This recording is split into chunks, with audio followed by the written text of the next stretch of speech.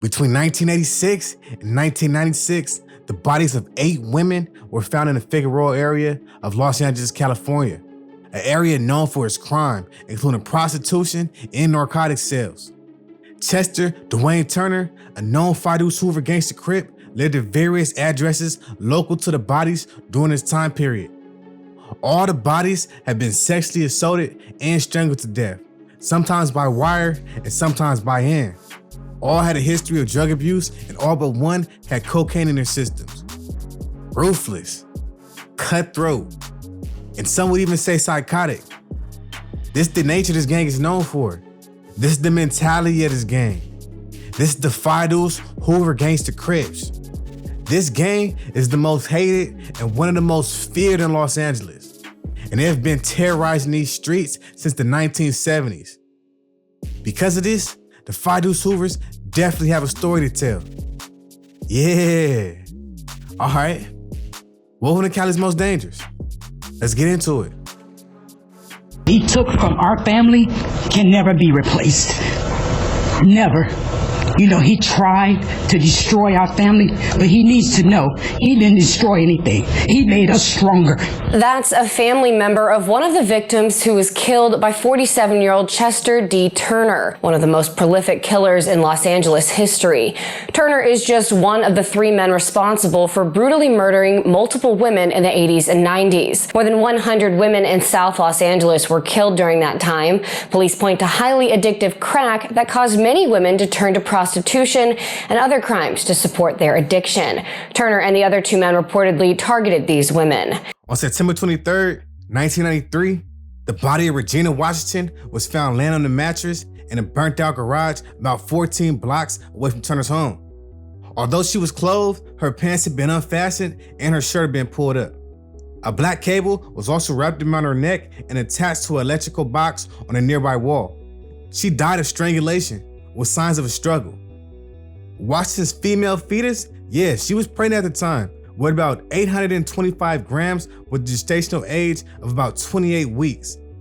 Despite her mother's cocaine use, the fetus had no abnormalities and appeared to be developing normally.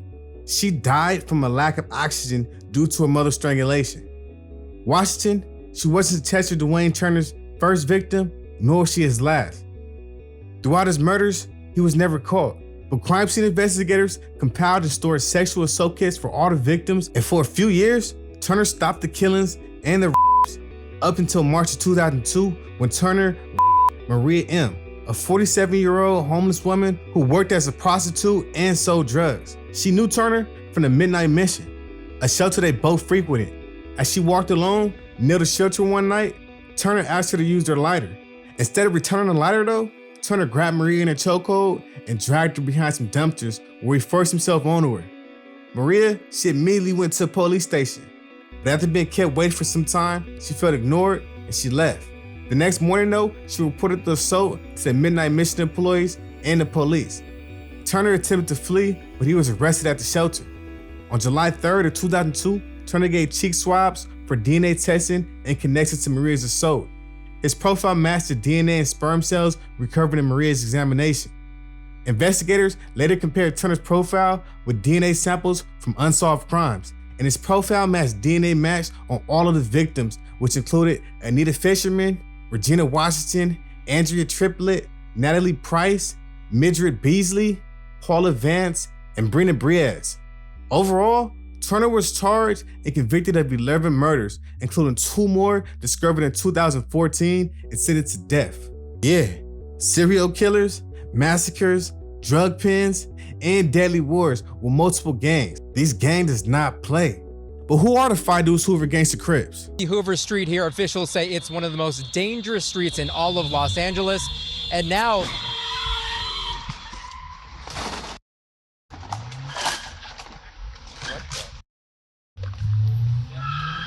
he had on all orange like a month, but now this was a Hoover nigga. Try him if you want. He a rep, for grooving niggas. Bars, nigga. The Fighters Hoovers are a predominant African-American gang located in the Vermont-Slice community of Los Angeles, California. But they're definitely known to put on other races. They got whites, Mexicans, and Asians. You just can't be no bitch or a snitch. That's how you get left in the ditch. Bars, nigga. When it comes to factions and alliances, they're connected to both the Gangster Alliance and the Hoover Alliance. When the 7 other Hoover gangs decided to drop the Crip for criminal around 1994, the Fighters Hoovers were the only ones that did not take that identity. The Fighters Hoovers instead decided to remain Gangster Crips due to their close ties with the 5-1 Gangster Crips and the 5 Deuce Broadway Gangster Crips. When it comes to colors, they wear a lot of orange and a lot of blue to show their affiliation to Hoover and the Crips as well. Yeah, that all orange with a little bit of blue. I'm gonna show you little niggas how the Hoovers really groove. They also are known to wear the Houston Astros attire as well, with the H on a logo representing Hoover. So if you see someone and this hat has the H with the stars, just run if you want to remain who you are. Remember I gave you that warning. The Fighters Hoovers aren't just known for the orange and the blue and been the only Crips under the Hoover umbrella though. They have numerous storylines that make this faction distinct. And Marquez went back there. Turkeys. If we show the people that we're losing hope, that we're giving up hope, then they'll give up hope. And you can't do that, because once you give up hope, you have nothing there. You went south behind the apartment building and cut north. Okay, come on west, Keep on going west, second house where all the people are. He just jumped into the backyard. Stop right there, he's still westbound to the rear. 43964. Okay, he's continuing west, parallel him, he's westbound. Throughout the 1980s, the Hoover Gangster Crips were key players in the drug trade business, operating in several drug houses across South Central Los Angeles. The 5 Deuce Hoovers were closely connected with Freeway Ricky Ross, a known kingpin throughout the 1980s. So this area was booming at the time. There's new cars on every block, money flowing on damn near every corner, and people having the most and doing the most. But all that started to come to an end in the mid-1990s when the feds started to take notice, and on May 5th, 1989, a major drug bust was done on the 5 Deuce Hoovers. Nearly 250 federal agents and police officers swooped into the South Central Los Angeles neighborhood, burst into 16 suspected crack houses, and arrested the reputable leaders of a $1 million a month cocaine operation ran by the 5 Deuce Hoover Gangster Crips. It resulted in 13 arrests and what were believed to be major suppliers in one of the city's most violent street gangs. They are one of the most heaviest involved street gangs in terms of crack cocaine in the city, said a spokesman for the U.S. Drug Enforcement Administration. The task force targeted the 5 Deuce Hoover Crips when a well-placed informant within the gang was able to introduce undercover agents to the organization's top suppliers. Over the period of months, the informant allegedly led agents into the gang's most heavily fortified crack houses, standing by while agents completed secretive drug buys, negotiated the sale of automatic weapons, and learned intimate details of the gang's criminal activities.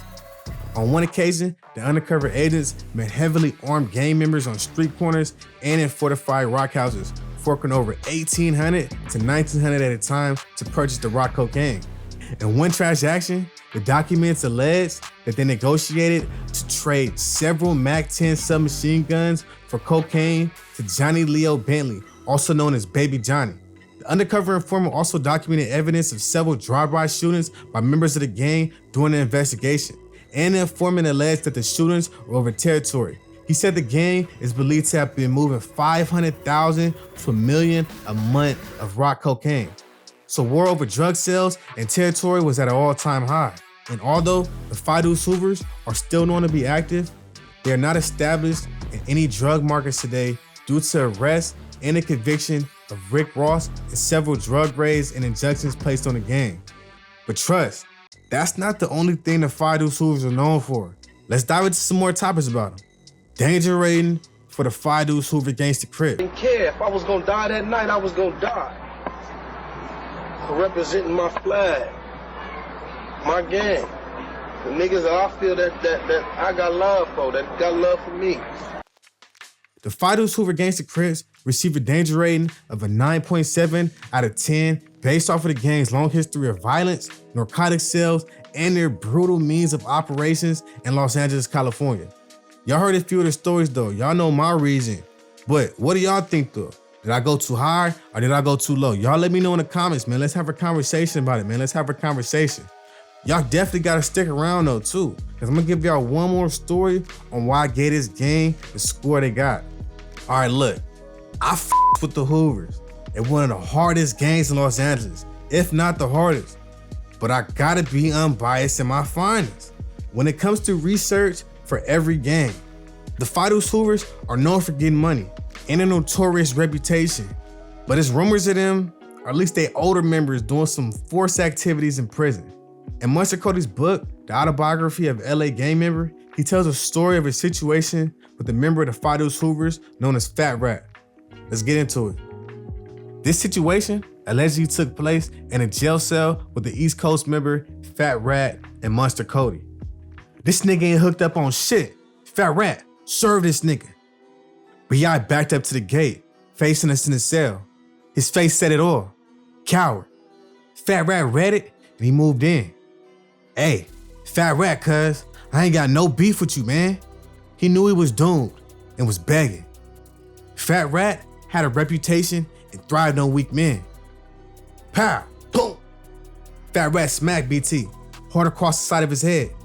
Oh, cuz, I just ain't to the Crip on Crip, cuz I smacked, pow. Another one to his face. The prison tears grew quiet. Hey, Hog. BT began turning to Hog for relief. Tell Rat stall me out, cuz. I'ma stall you out all right. And that's when Fat Rat grabbed BT's boxer shorts by the elastic waistband and yanked him with one powerful tug. They tore right off of him. Surely, I thought BT was about to mount an attack now. He had to. Don't wear boxer shorts, punk. Men do, Fat Rat shouted, throwing the ripped shorts on the floor near the toilet seat. Fat Rat, cuz you tripping, BT said, but made no move that telegraphed strength. It's Mr. Fat Rat to you, bitch. Now what you wanna do, huh? You wanna get him up or what?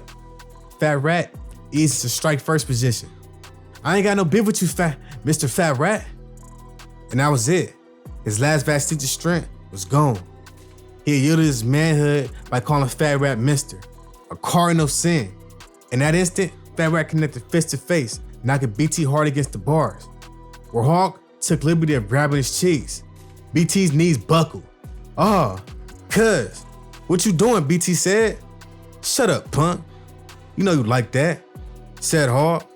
Catcalls began coming from other cells.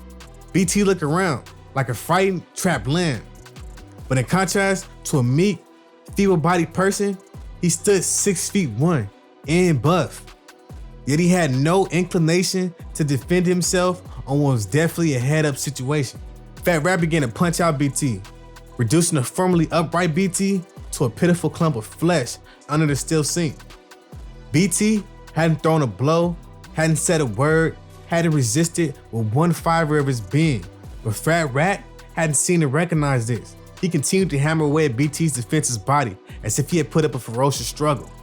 Fat Rat clearly wanted to make sure BT never resisted again. When Fat Rat ceased from hitting him, BT lay unconscious on a cold concrete floor. The entire side of Abel and Charlie Row was deathly quiet. Everyone was listening. Winded and crazed beyond any reasoning short of death, Fat Rat began tearing sheets into shreds. I knew what this meant.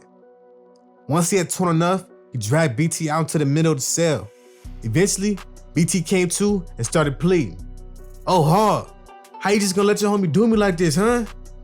And Hog responds, you letting them trip on you, nigga? I ain't in that cell. My name is Hog, not Fat Rat.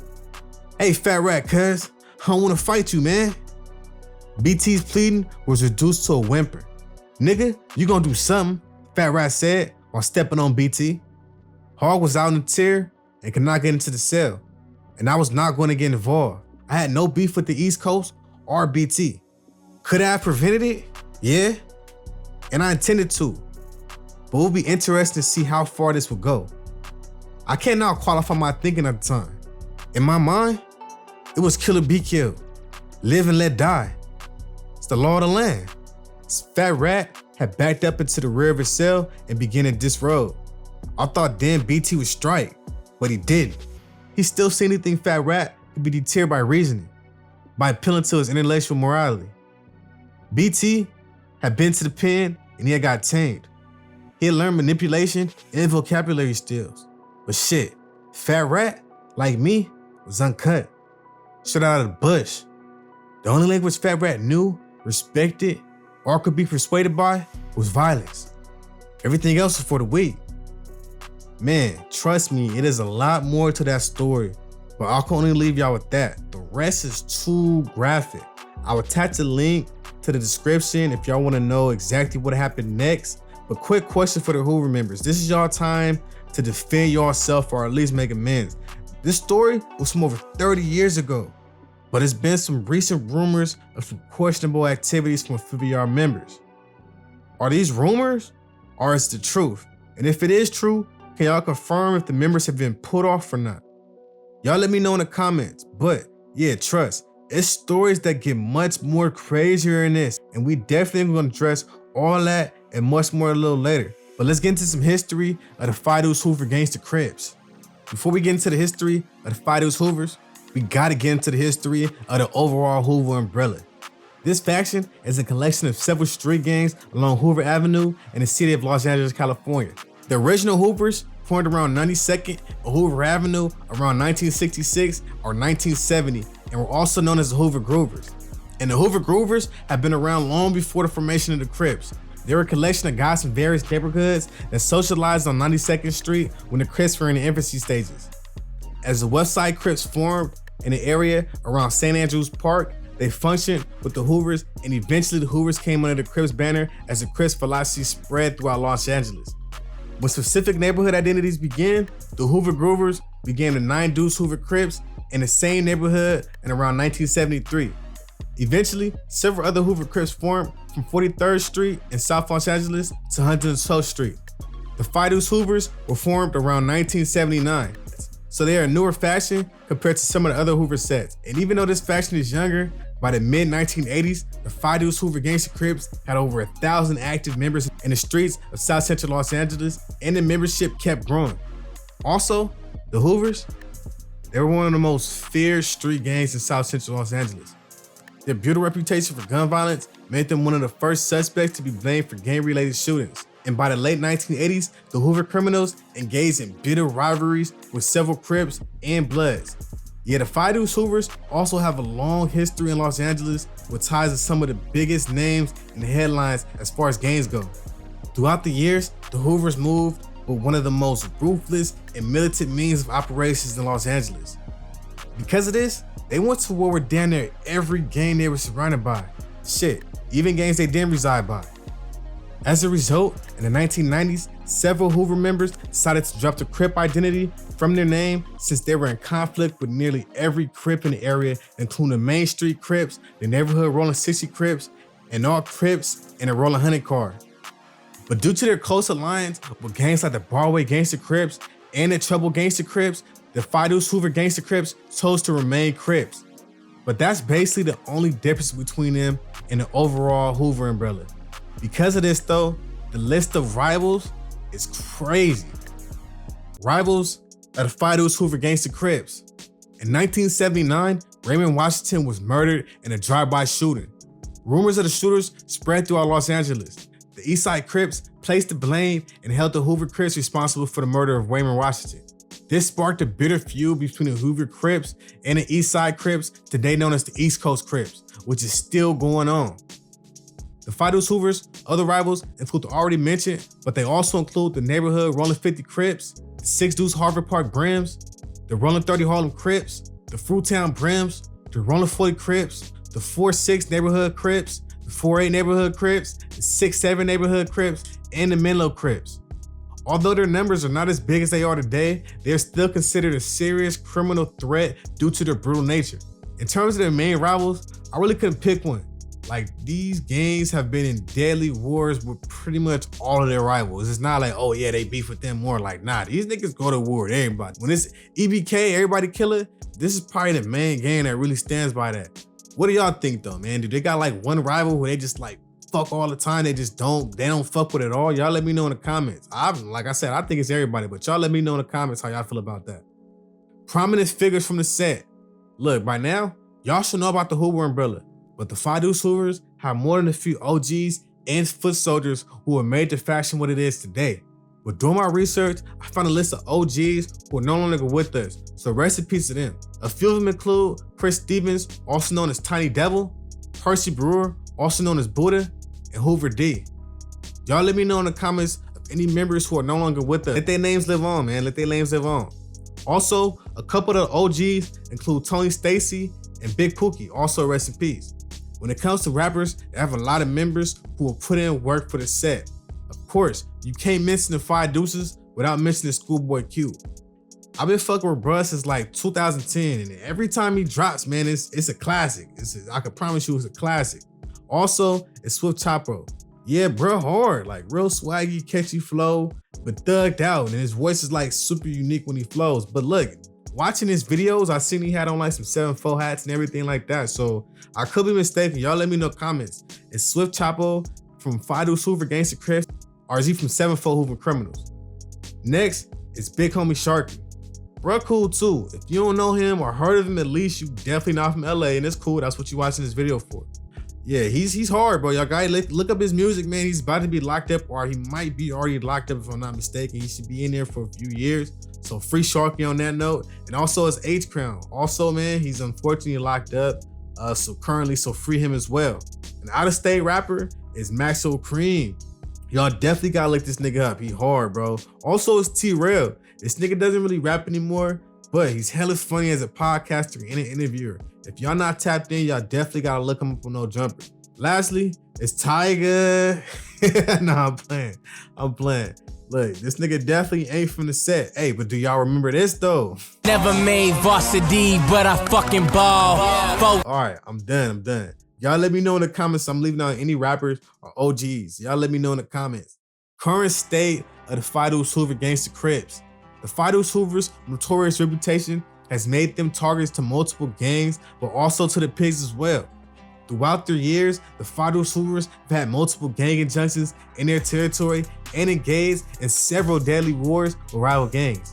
Despite all that though, the Fighters Hoovers are still one of the most active and notorious and feared gangs in Los Angeles, California. Yeah, come take a drive down Hoover and Fifth. Come see how these niggas live.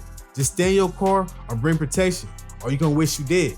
Bars, nigga. Nah, they have multiple members that have earned the gangish respect and have grown to the point where they have subsets in different states as well. They have subsets in Texas, New York, Louisiana, Missouri, Florida, Maryland, Oregon, and Seattle. But y'all let me know in the comments. I'm bleeding out your state, man. Rep for your state. Anyways, y'all got any crazy stories about the Fighters Hoovers? Did I miss anything? Did I get anything wrong? Y'all let me know in the comments, man. Let's have a conversation about it. Like, subscribe, hit that bell if it went well. Y'all stay safe and dangerous out there.